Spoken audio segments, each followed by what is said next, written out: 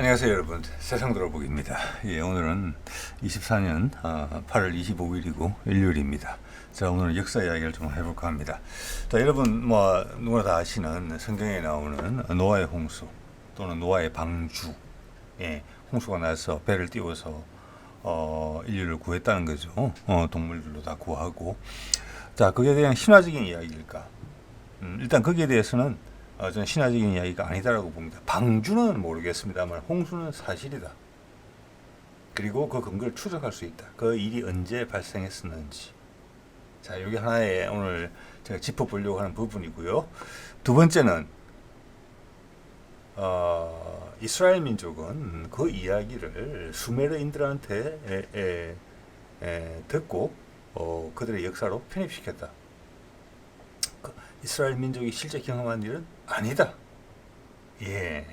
자, 그런 것은 여러 가지 역사를 주위에 둘러보면 많이 있는 일들입니다. 자, 그리고 우리가 그것을 기록했다. 지금은 강단사학계에서는 역사적 사료로서 인정을 받지 못하고 있지만 이제 인정을 받게 될 것이라고 봅니다. 오늘 내용을 정리하면서 더더욱 그렇게 생각을 하게 됐습니다.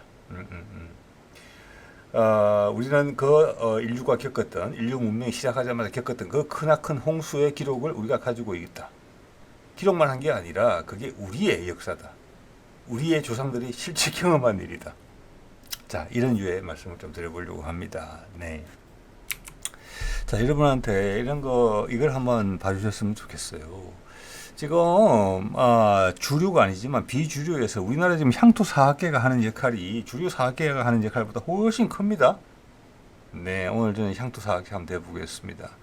자, 이거 보십시오. KBS 다큐죠. 이런 다큐도 어떤 특정 정권에 따라서 내용이 많이 달라져요. 우리는 거기서 뭐 이걸 다루든 저걸 다루든 실제적 사실만 추려서 스토리텔링이 되면 되는 거거든요. 자, 볼까요? 위대한 여정 한국어 말의 탄생. 저는 이게 2부는 봤는데 1부는 보지 않았습니다. 지금 이제 대문 사진만 제가 캡처한 것이고요. 이 보면 우리 말의 뿌리가, 자, 이거 제법 나온 지 오래된 영상이에요. 중앙아시아 파미르 공원 내지는 위에 천산산맥 만다는 곳, 또 힌두쿠시 산맥이 뻗어 나오는 곳, 거기서 말의 어원, 말을 추적한 거예요. 이게 뭐 DNA도 보이는 거 봐서는 DNA 추적도 들어간 것 같습니다. 저 DNA 부분이 최근 10년 정도간에 엄청나게 많이 발전했어요.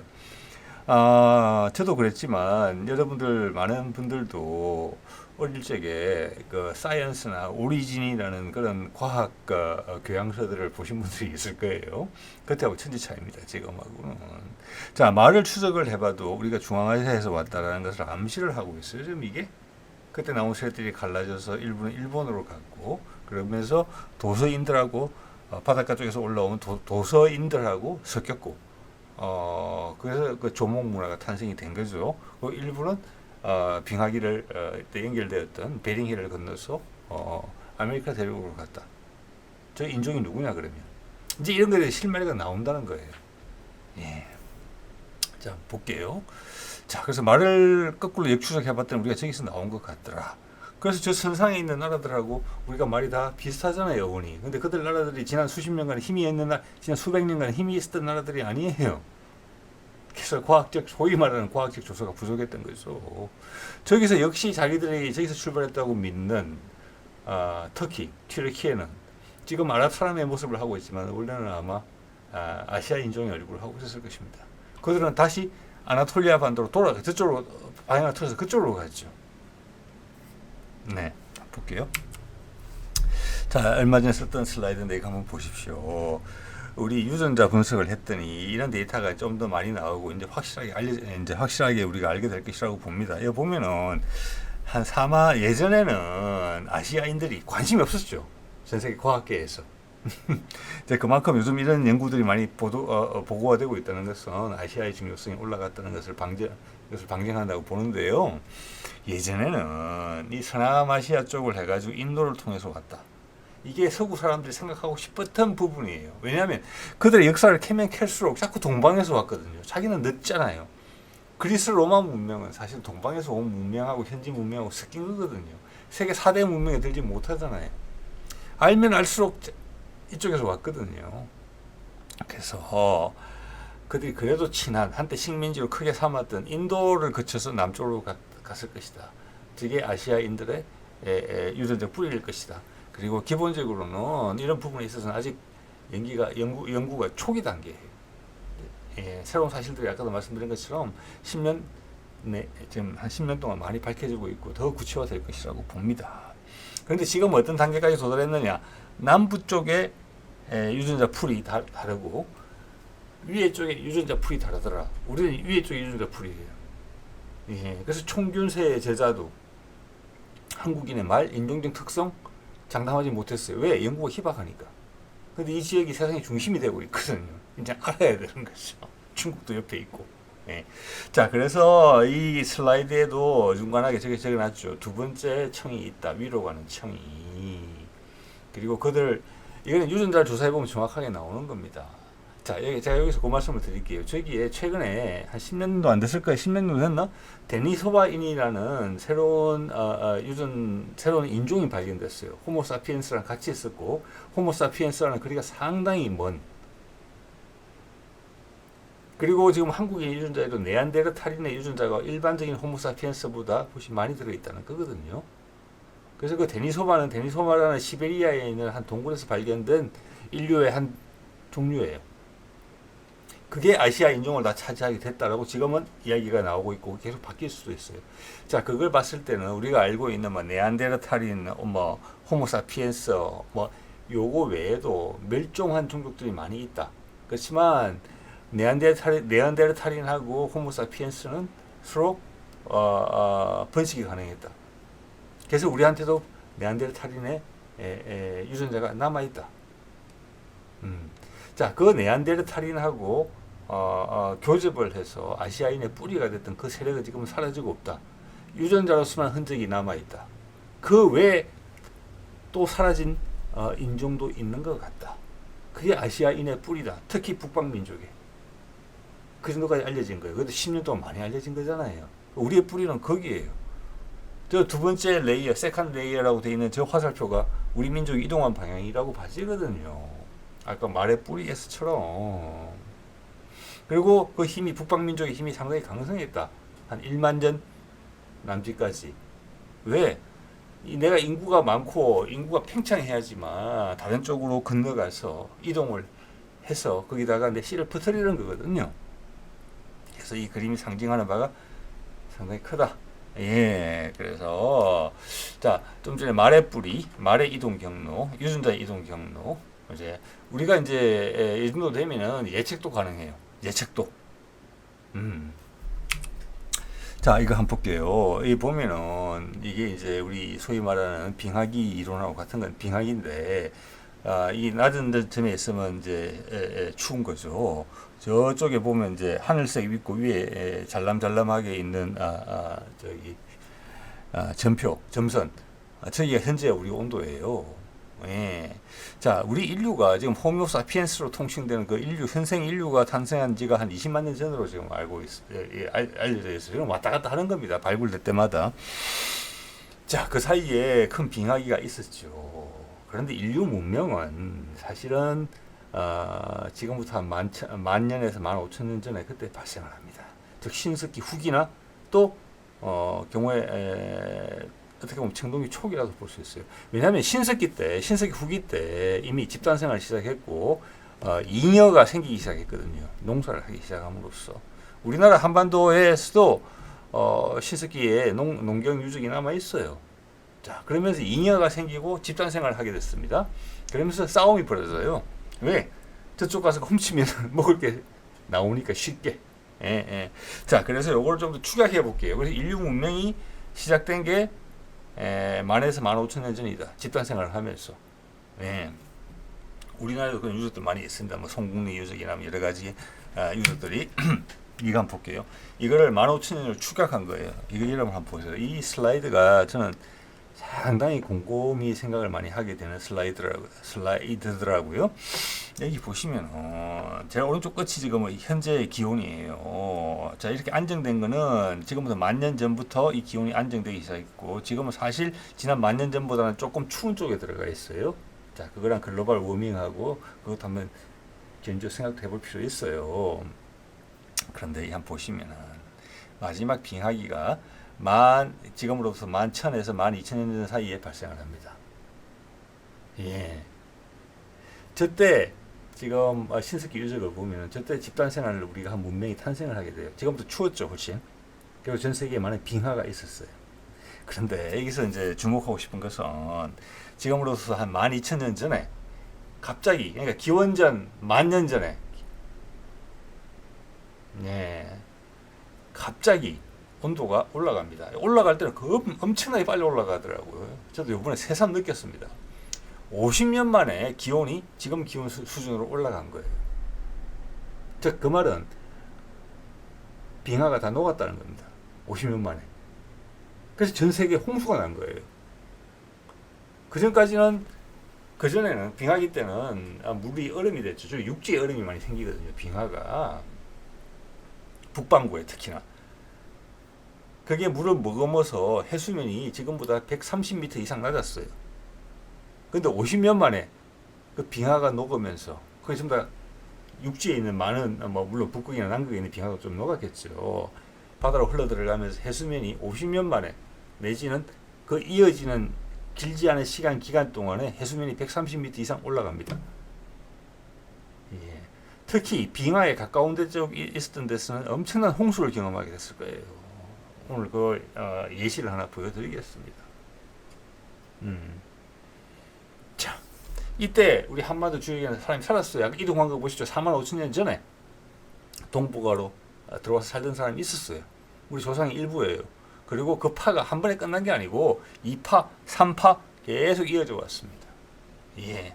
자, 볼게요. 이때 큰 홍수가 났을 거라는 것을 여러분 짐작하실 수가 있습니다. 얼음들이 녹았으니까요. 아주 짧은 기간에. 그럼 어디가 홍수가 심했을까 생각해 보세요. 바닷가 쪽에 살던 사람들이 나는 빙하가 없는데 내 등 뒤에 50년에 걸쳐서 50년 안에 기온이 이만큼 올라갔다 하더라도 성경에 있는 노아의 홍수처럼 그렇게 드라마틱한 상황은 아니었을 거라고 봅니다. 차근차근 도망가면 되니까요. 예. 이 드라마틱한 홍수를 경험한 사람은 빙하의 바로 밑에 있었던 사람들이에요. 산에 있었던 사람들이에요. 네. 볼게요. 자, 12,000년 전 마지막 빙하기 때죠. 이 이후 50년 만에 온도가 확 올라갔죠. 그때 당시 해수면은 지금보다 130m 이상 낮았다. 그래서 서해 전체가 육지였다. 양자강 이런 요하 이런 강들이 전부 다 서해를 흘러갔다는 거죠. 그리고 일본하고 우리가 연결되어 있었다. 근데 저는 이 점에 대해서는 연결된 기간이 짧거나 아니면 붙었다 떨어졌다 아니면 안 붙었을 수도 있다고 생각을 합니다. 감히. 왜냐하면 저 위에 사할린도 해가지고 러시아 쪽하고 해서 유라시아 대륙과 붙어 있거든요. 지금 이 나오는 여러 가지 지도들을 보면은. 그런데 제가 왜 그렇게 생각하는고 하니 한반도까지는 되게 많이 발견되는 호랑이나 곰 얘들이 만 년 전에도 살았을 거잖아요, 이게. 그죠? 지금은 훨씬 많았겠죠. 그들이 일본에는 발견이 안 돼요. 일본에 없어져. 발견이 안 된다는 게 아니고. 여기를 건너가지 않았다는 거거든요. 한반도는 시베리아 호랑이가 살기 제일 좋은 곳이에요. 밀도가 엄청나게 높았고, 거기서 번식을 해서 개체수가 늘면 당연히 밀려나게 돼 있어요. 젊은 세대들은. 자, 그래서 저는 요 점에 대해서는 연결이 됐다 그러더라도 되게 습지가 많다거나 이런 여건이 있었을 거라고 봅니다. 호랑이가 그리 건너가지 않은 것으로 보이기 때문에 북쪽 경로도 마찬가지예요. 자, 그런 생각한 말씀을 드리고요. 자, 그래서 이게 아주 짧은 기간 내에 온도가 50년 만에 올랐단 말이에요. 50년이면 얼음이 많이 녹았을 거잖아요. 그죠? 해수면이 올라갔을 거예요. 예. 그렇지만 여기 있는 사람이 엄청난 홍수의 피해를 입었겠느냐? 여러분 한번 생각해 보세요. 그 해수면이 130m 이상 올라가는 그 과정이 50년에 걸쳐서 발생했다고 생각을 해보십시오. 홍수의 기록을 남기기는 어려웠을 거예요. 많은 것이 불편해졌겠지만 비도 많이 오고 근데 기후가 완전히 바뀌는 거잖아요. 그때는 추웠으니까 이게 다 침엽 수림이었을 거예요. 그렇지만 내가 종말을 생각할 정도로의 위협을 느끼지는 않았을 거예요. 그 당시에 이 사람 살았잖아요. 이거는 10,000년 전이고 12,000년 전이고 여기로 중앙아시아에서 이동해온 세력은 45,000년 전에 여기 도착해 있었잖아요. 이미. 네. 자, 그러면 이게 중요해지는 거예요. 당시 빙하기 때 12,000년 전에 빙하의 분포가 어땠는지. 그 빙하들이 녹으면서 그 근처에 있던 지역들이 사단이 난 거거든요. 빙하들이 후퇴한 거잖아요. 이렇게 쭉 줄어들면서. 그죠? 그런데 그 지형에 이때 많은 호수들이 생겨요. 얼음 속에 있던 지역이 얼음이 녹으니까 얼음물이 고여요. 얼음이 녹은 물이. 그러다가 일부 지역은 일부 남은 얼음이 방패막이 역할을 해서 갇혀 있었어요. 물이 거기에. 예. 그러다가 방패막이 역할을 하던 얼음이 녹았을 때 그 엄청난 양의 물이 쏟아져 흘러서 홍수가 났어요. 단기간에 하루 이틀 만에. 즉 소양강 댐이나 이런 댐이 붕괴된 거랑 마찬가지예요. 훨씬 큰 스케일로. 우리나라 면적의 반, 한반도 면적의 반 또는 전체 면적에 가까운 지역이 하루 이틀 만에 홍수가 났어요. 그 정도 상황이 발생했다. 당연히 전 지구적으로 발생한 건 아니죠. 빙하가 있는 지역에 발생했어요. 그러면은 기록에 남을 만하죠. 구전으로라도. 네, 자, 그 이야기를 볼게요. 자, 전 세계의 마지막 빙하기 때 빙하의 위치를 한번 보세요. 일단 유라시아 대륙부터 볼게요. 여기 보면은 아시아 대륙에 아시아라고 할게요. 지금 여기서는 아시아 대륙에 빙하가 있던 지역은 지금 티벳하고 히말라야 산맥, 지금도 빙하가 있죠. 그리고 파미르 고원, 힌두쿠시 산맥 뻗어 나오는데 천산산맥 밑에 부분까지 빙하가 있었던 것으로 봐지거든요. 이게 얼마나 정확한지는 모르겠지만 대충 맞을 것이라고 봅니다. 엄청난 홍수가 발생했다면 저 지역에 저 언저리에서 발생했을 거예요. 덜컥거렸으니까. 빙하에서 녹은 물이 지금도 저기는 보통 봄에 홍수가 나잖아요. 봄에. 여름이 아니고 맞죠?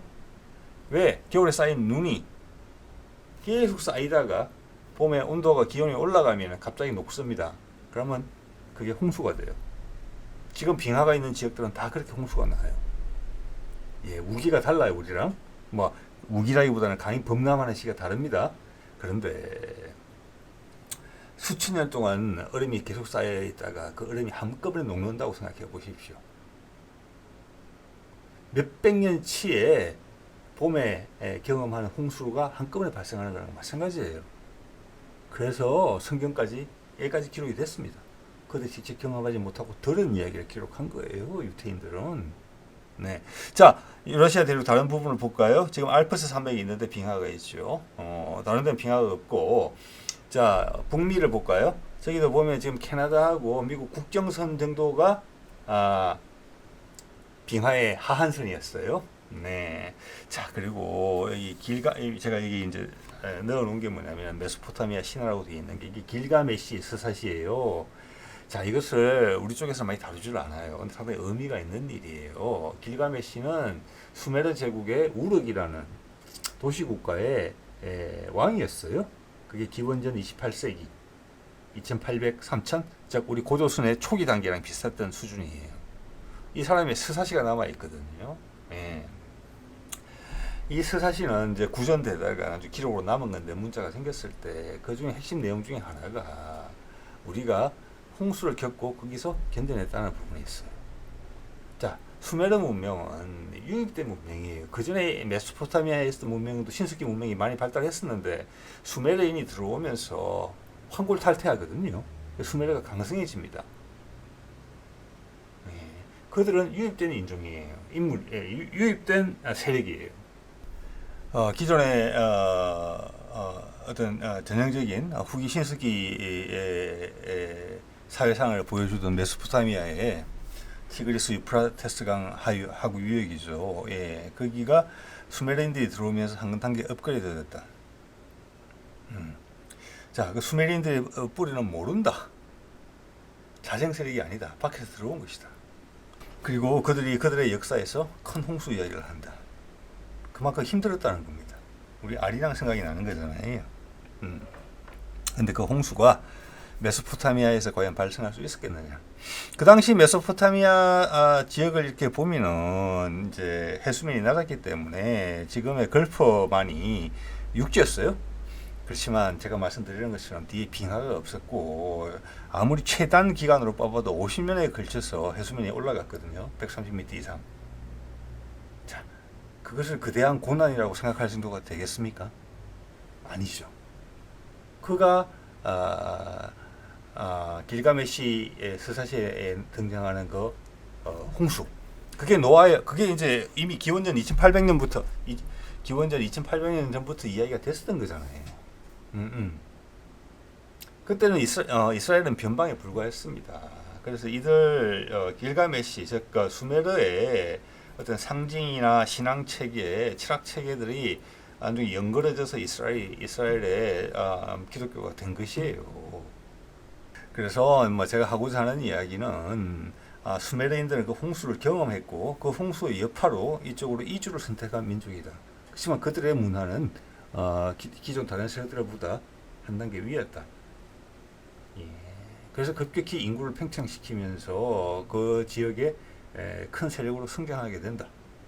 그러면서 향후 그게 그들 정신 세계가 이슬람과 기독교로 이렇게 이어지게 된다. 이슬람과 기독교는 뭐 어떻게 보면 사촌지간 내지는 거의 형제지간이라고 할 정도로 가깝죠. 신화의 뿌리로 올라가면 맛이 맞나요? 자, 그 말은 그들 한 뿌리에서 나왔다는 거고 그 뿌리는 수메르인이고 수메르인은 그 동네에서 안 왔다. 크게 홍수가 났던 지역에서 왔다. 그럼 어디서 왔겠느냐? 저 지역이다. 힌두쿠시, 파미르, 히말라야. 저쪽에서 온 것이다. 우리의 환단고기와 부도지도 볼까요? 뭐 환단고기는 다 아실 거고 이 부도지라는 책이. 자, 환단고기는 뭐냐면은 우리가 중앙아시아라고 이야기를 하겠습니다. 중앙아시아 쪽에서 이동을 선택한 다음의 기록이에요. 그래서 뭐 환국, 배달국, 뭐 고조선, 조선, 지금 우리가 고조선이라고 부르는 그 나라들로 이어지는 과정을 설명한 것이에요. 그래 고조선 건국이 서기 전 2333년이다. 저는 그게 현실 가능성이 되게 높다고 봅니다. 그거랑 이 메소포타미아의 수메르 문명하고 거의 시기가 겹치거든요. 좀 이따 말씀 나오겠습니다만 신앙 체계까지. 그래서 환단고기에서 이야기하는 이렇게는 이야기하죠. 환단고기에서 그 큰 세력들이 가운데 있다가 여러 방향으로 갈라져 나갔다. 그 중에 하나가 수미리족이 있었다. 남쪽으로 간 세력, 뭐 서쪽으로 간 세력 여러 가지 세력들이 있죠. 우리는 동쪽으로 간 세력이었다. 그 중에서 주도 세력이었다. 뭐 이런 이야기인데 제가 보여드리는 이 부도지는 이게 원래 여러 권이 있었다고 그러는데 한 권만 기억에 의해서 재생된 거예요. 이번에 이걸 검증해 볼 수 있는 좋은 기회였다고 생각을 합니다.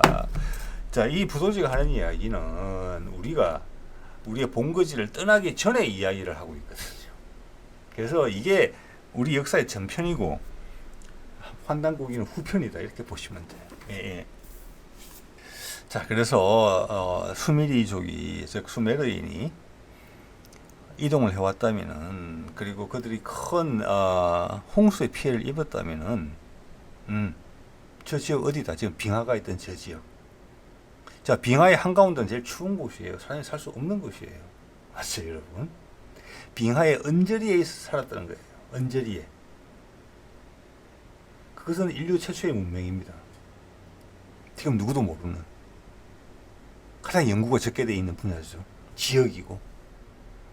저 빙하의 언저리 왜 그때 인류 문명이 발생했던 시기거든요. 근데 저 지역의 문명은 한 단계 높았다.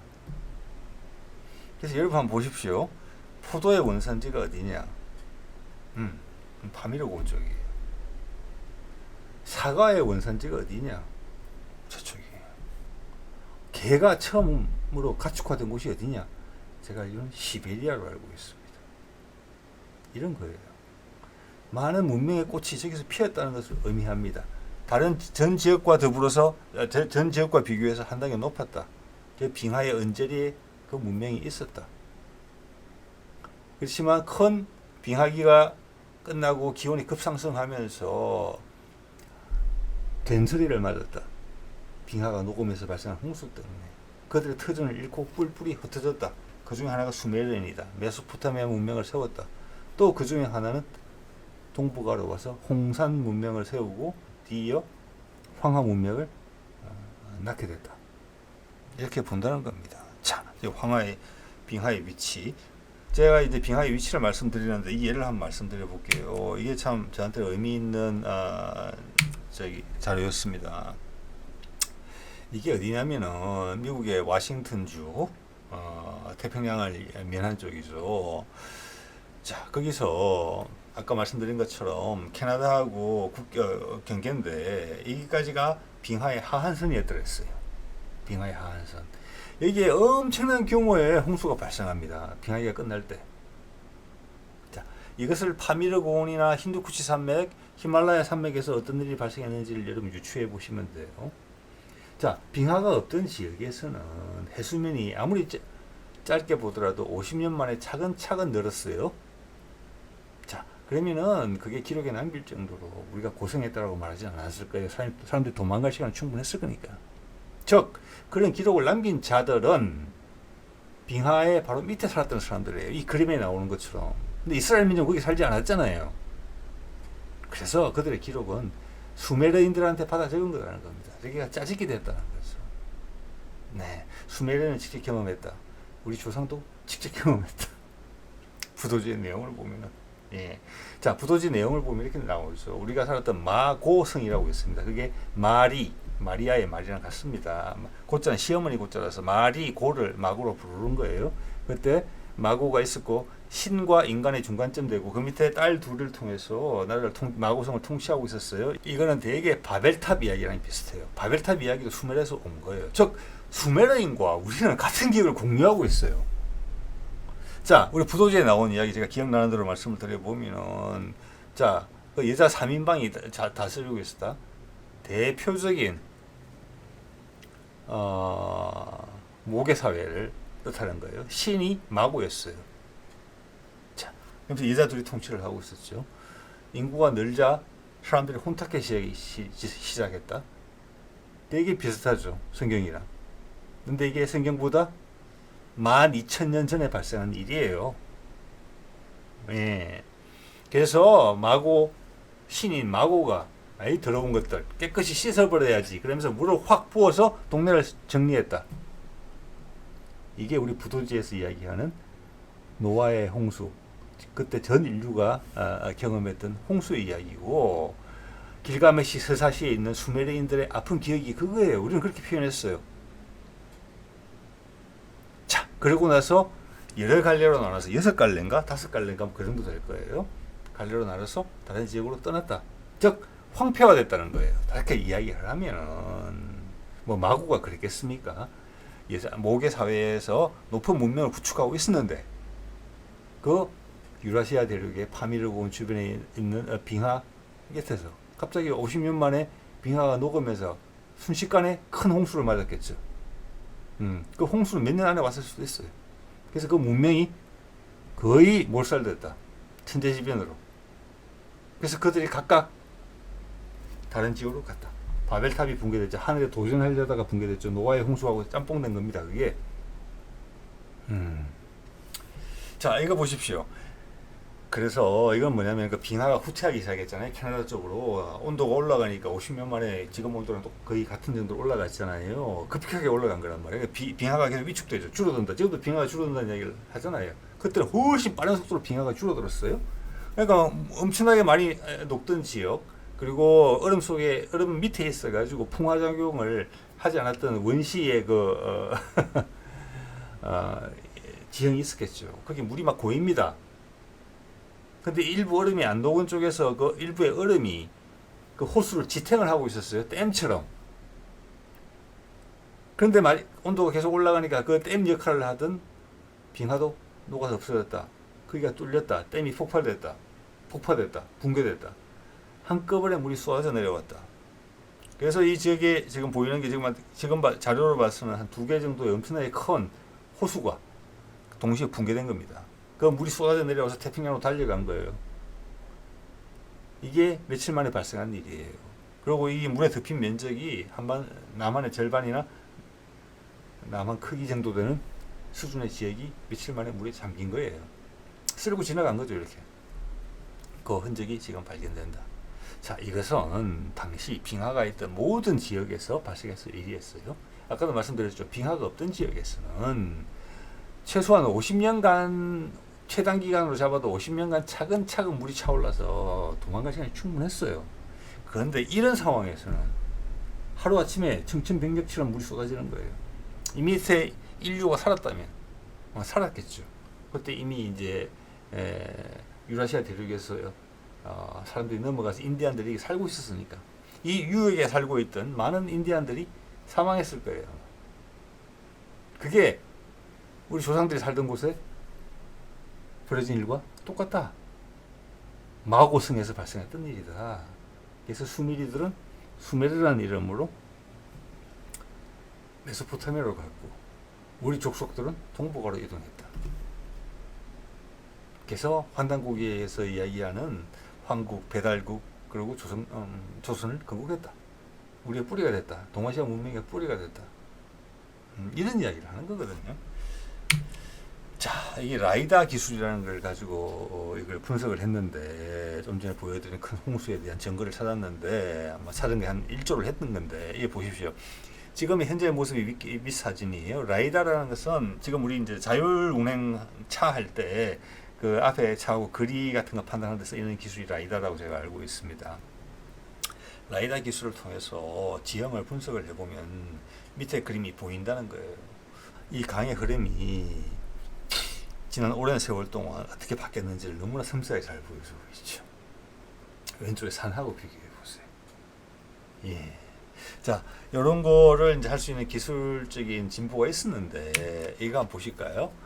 그때 큰 홍수가 있었다고 판단을 하는데, 크게 이제 지지하는 그런 데이터가 된 셈인데, 여기 보시면 물결 무늬가 보이죠. 여러분, 이런 무늬 어디 가서 많이 보십니까? 해변가에 가 보신 분들은 많이 보셨을 거예요. 해변에 이런 무늬 많이 있습니다. 파도 칠 때. 이게 생깁니다. 근데 정방형으로 꺼진 게 뭐겠습니까? 도로죠. 예.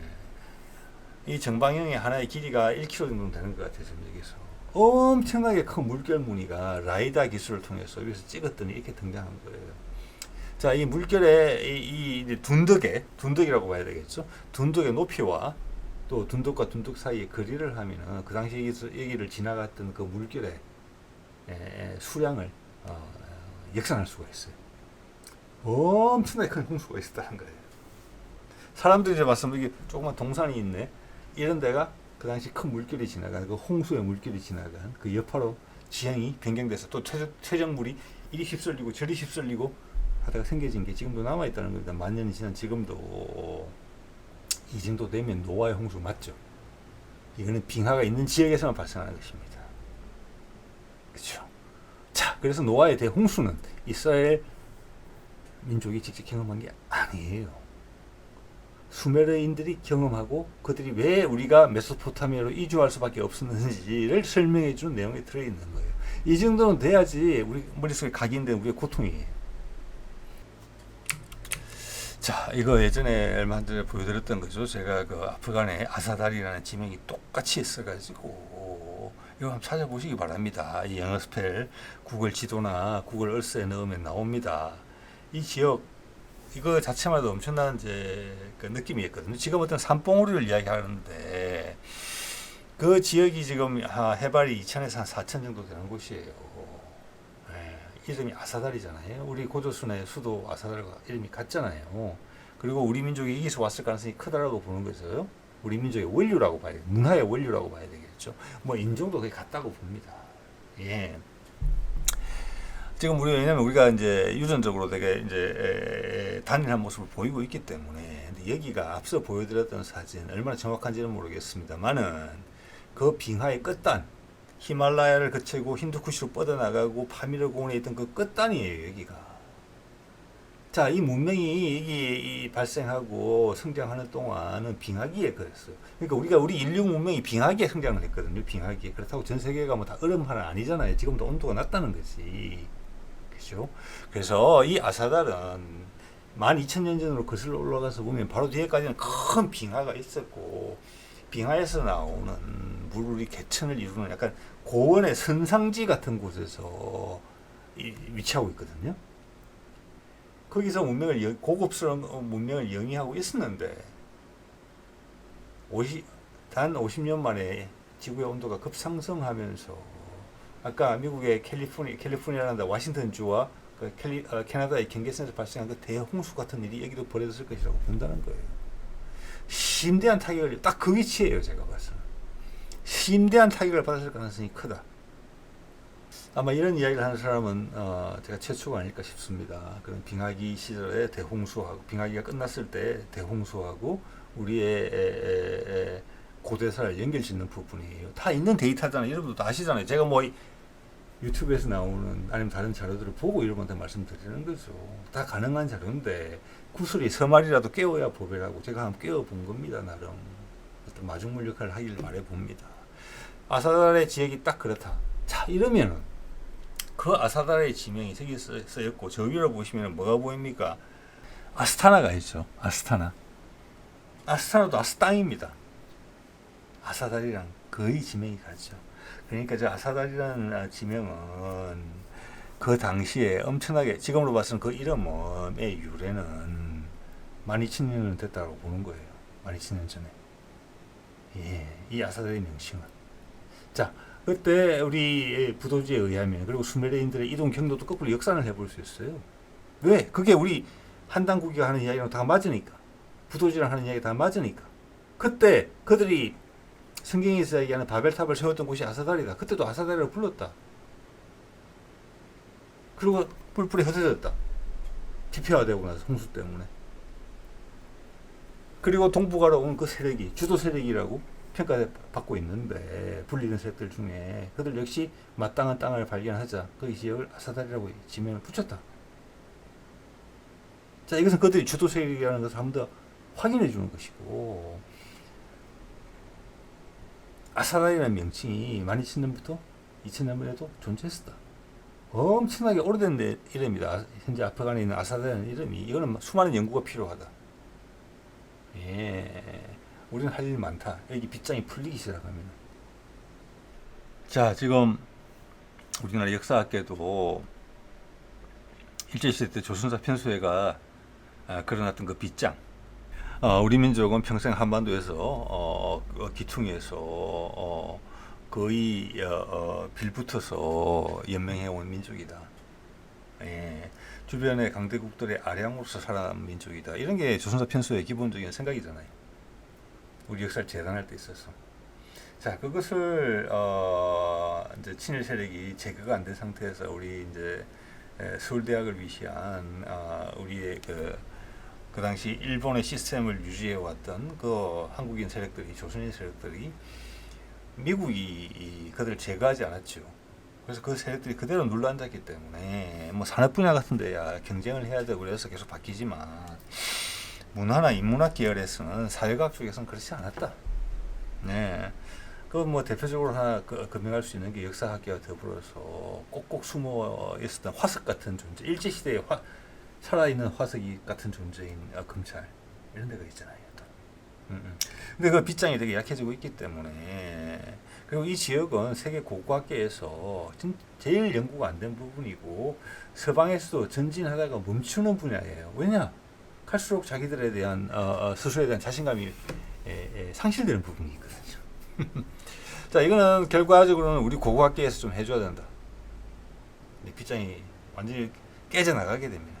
이제 그렇게 생각하는 부분입니다. 자, 그들의 신앙 체계를 한번 볼게요. 야, 이게 깜짝 놀랄 일이죠. 수메르에도 처음에는 여신을 섬겼다. 그 여신상이 발견되고 있죠, 이렇게. 자, 밑에는 그 상상도예요. 수메르에서도 신전을 위시해서 주변으로 시가지가 형성이 됐었어요. 이것은 뭐냐면은 마고성의 그 구성을 그대로 가져왔었다는 겁니다. 그때는 여성 우위의 사회였어요. 모계 사회였고, 여자가 신이자 제사장이었어요. 뭐 제사장이 그 말이죠. 네네네, 왕이자 신이었어요. 자, 그 흔적이 남아 있었던 거죠. 그래서 이것은 기원전 3000년, 4000년 사이로 좀 알려져 있는데 우리 홍산 문명이 기원전 5000년까지 올라가거든요. 자, 이것은 유물의 발견에 따라서 왔다 갔다 하는 부분이 있기 때문에 겹친다고 봐야 돼요. 저는 그게 엄청나게 의미가 있다고 보는 거예요. 그 아사달의 대홍수가 나서 사람들이 이기저기 흩어졌을 때 타이밍이 다 일치하잖아요. 그리고 우리도 여자 신을 섬겼잖아요. 예. 자, 길가메시 그 대스사시 메소포타미아 수메르 왕의 왕. 그게 기원전 28세기로 실존 인물로 평가되거든요. 길가메시가. 자, 이것은 뭐냐면 그때 그 시점에 남성 우위 사회로 바뀌었다. 저는 이렇게 보고 싶어요. 예, 남성 우위 사회로 바뀌었다. 그리고 신들이 남자가 되기 시작했다. 자, 그래서 그로부터 한 2000년, 3000년 이후에 등장한 기독교는 당연히 신이 남자죠. 우리의 마고는 말이라는 이름으로 예수의 엄마의 위치로 자리매김된 거죠. 많이 내려간 거죠. 옛날에 신이었는데, 하느님이었는데. 자, 이게 똑같은 게 우리 홍산 문명에서 발견되잖아요. 저는 이 홍산 문명이나 수메르인들이 이동을 하면서 가져온 문명이 청동기 문명이 아니었는데 감히 그렇게 생각을 해봅니다. 그 정도 레벨이 달랐다. 그래서 그 지역 사회에 큰 영향을 줄 수 있었고 지배자서 군림하고 있었다. 그래서 인구가 폭발적으로 증가했다. 단지 청동기뿐만이 아니라 그럼 농업혁명이 또 발생하는 농업혁명이 이미 불을 붙었지만 그게 한 단계 업그레이드 시키는 거잖아요. 그 외에 많은 다른 부분, 치수, 물을 다루는 부분 이런 부분에서 뛰어났다. 그래서 인구가 급격하게 늘었다.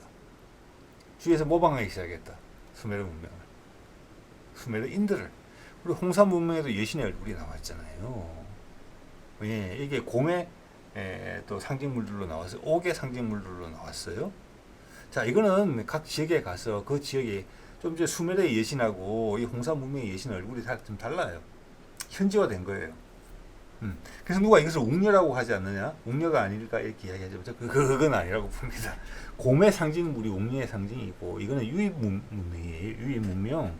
기존에 있던 우리 고인돌 문화도 충분히 훌륭한 문명이고 전 세계 최고 탑 문화를 유지하고 있었던 거잖아요. 전 세계 반 이상의 뭐 중국 산둥까지 포함하면 전 세계 뭐 3분의 2 정도 될지도 몰라요. 큐슈 일부 지역까지 다 포함을 하면은 그게 같은 뿌리였으니까 그들도 중앙아시아에서 왔을 거예요. 새로운 파가 또 온 거예요. 그 당시는 중앙아시아가 문명의 원천지였다. 이걸 알 수가 있어요. 1차로 왔든 2차로 왔든 단군 세력이 왔을 때 이렇게 된 것이다. 그 당시 여자를 신으로 섬기고 있었다. 우리도 이 과정에서 수메르의 경우를 봤을 때 처음에 이제 우리 환난국에서 이야기하는 환국, 배달국 그게 이제 홍산 문명이랑 겹친다고도 보거든요. 그린도 성까지는 여자가 제사장의 위치에서는 좀 물러났지만 신적인 위치는 확보하고 있었다. 그렇지만 고조선이 등장할 때쯤 되면은 남성 위주의 사회로 바뀌어 있었다. 그래서 우리도 홍산 문명 정도만 하더라도 여자가 신의 위치에 있었지만 수메르의 경우를 봤을 때 길가메시 말입니다. 그가 이제 기원전 2800년 경에 제위를 한 것으로 보이는데 우리도 비슷한 시점에 남자와 여자의 위치가 바뀌지 않았느냐, 남성이 군주가 되는 세상이 된 거지 않느냐. 자, 그렇게 봤을 때는 기원전 2333년을 고조선의 건국 시기로 봤을 때 현실적으로 되게 가능성이 높은 시기라고 봐지거든요. 그 당시는 이미 남성 우위 사회로 전이가는 후였을 가능성이 높다. 이런 생각도 해볼 수 있는 것 같습니다. 그때 그렇게 여성의 신적인 지위는 사라졌지만 우리 말 속에 마구할미, 지리산 산신령 마구인 거 여러분 아시는 분 아실 겁니다. 마마님, 상감마마, 마님, 남녀 구별 없이 최고 존칭의 말로서 남아 있어요. 우리나라에 수많은 지명에 마구가 남아 있고요. 네, 이게 우리 신체의 부위의 한 이름으로도 남아 있지 않습니까? 머리. 예. 그리고 마루라는 것으로도 남아 있죠. 신적인 존재는 다 들어갑니다. 그게. 예, 그게 관련된 국어학자나 이런 분들을 좀 조사해 보시면 엄청나게 나올 것이라고 봅니다. 말이 마구에서 파생된 단어들. 예, 그래서 저는 감히 우리가 부도저가 이야기하듯이 고급스럽던 최고의 문명이 고대 문명이 빙하기가 끝나면서 홍수에 휩쓸린 후에 전 세계로 뻗어나갔을 때 새로운 살림집을 찾아 떠났을 때 우리가 그 주류 그룹이었다. 그런 주장에 힘을 실을 수 있다. 이렇게 본다는 겁니다. 자, 오늘 이 정도 말씀드릴게요. 네.